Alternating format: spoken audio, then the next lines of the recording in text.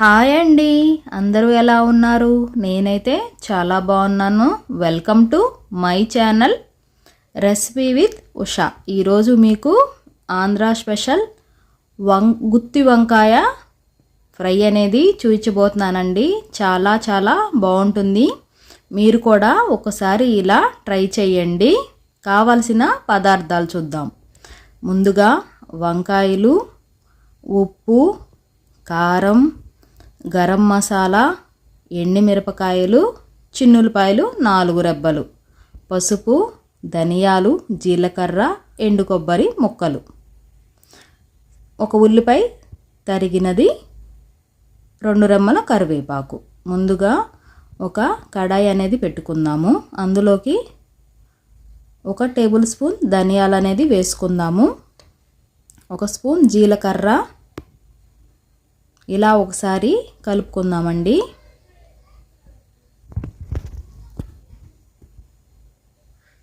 ఇలా కొంచెం కలర్ వచ్చిన తర్వాత ఎండు కొబ్బరి ముక్కలు అనేది వేసుకుందాము.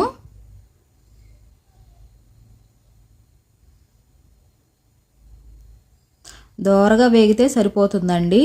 ఇప్పుడు ఇందులోకి ఎండు మిరపకాయలు ఒక 6 కానీ 5 కానీ, ఇవి కూడా లైట్గా ఫ్రై చేసుకుందాము.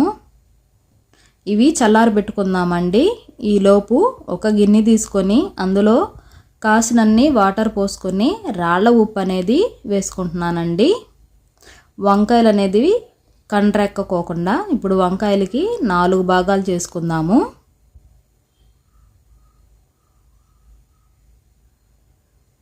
ఇలా కట్ చేసుకుందామండి. అన్ని వంకాయల్ని ఇలాగే కట్ చేసుకుందాము.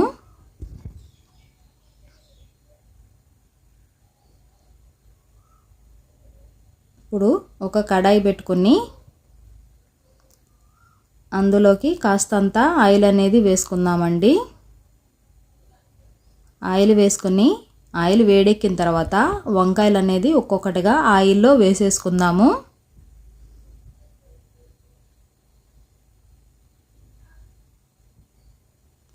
వంకాయలన్నిటినీ కాస్తంత మగ్గనిద్దామండి.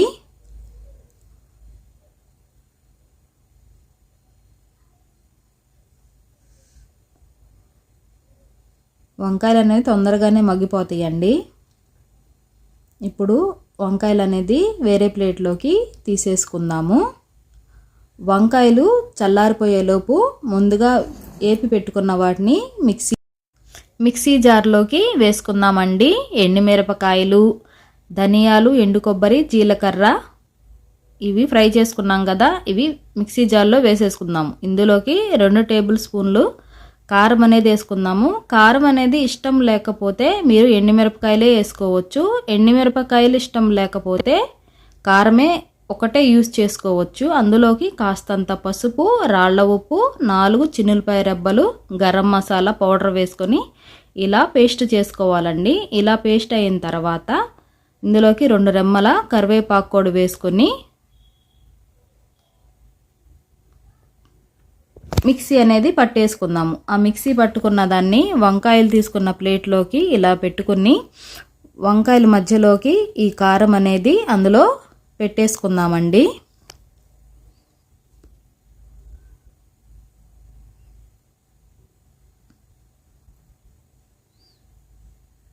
అన్ని కాయలకి ఇలాగే పెట్టుకుందామండి.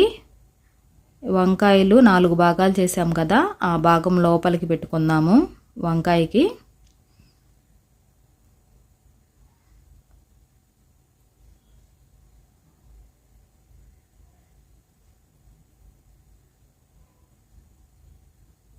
ఇలా నేను చూపిస్తున్న విధంగా ఇలా వంకాయలన్నిటికీ నేనైతే పెట్టేసుకుంటున్నాను. ఈ కారం మిగిలిపోయింది కదండి, చూద్దాము. ఇప్పుడు వంకాయలు వేపిన నూనెలోనే తాలింపు వేసుకుందామండి. పోపు దినుసులు, కాస్తంత జీలకర్ర,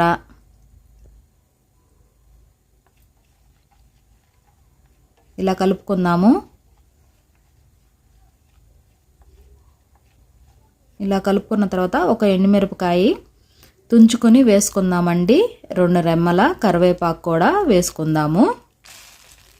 ఇలా ఫ్రై అయిన తర్వాత సన్నగా తరిగి పెట్టుకున్న ఉల్లిపాయలు ముక్కలు కూడా వేసేసుకుందాము.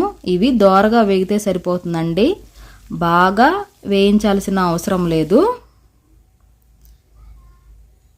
ఇలా వేగిన తర్వాత ముందుగా పెట్టుకున్న వంకాయ కారం అనేది వంకాయలను తీసుకొచ్చి ఇందులో పెట్టేసుకుందాము.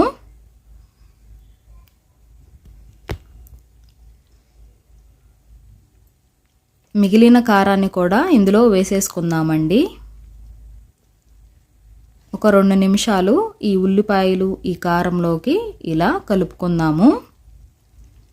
అంతేనండి, ఎంతో సింపుల్గా గుత్తి వంకాయ ఫ్రై అనేది రెడీ అయిపోయింది. మీరు కూడా ఒకసారి ఇలా ట్రై చేయండి. చాలా అంటే చాలా సింపుల్గా. నా వీడియో మీకు ఎలా అనిపించింది? నా వీడియో నచ్చితే లైక్ చేయండి, సబ్స్క్రైబ్ చేసుకోండి.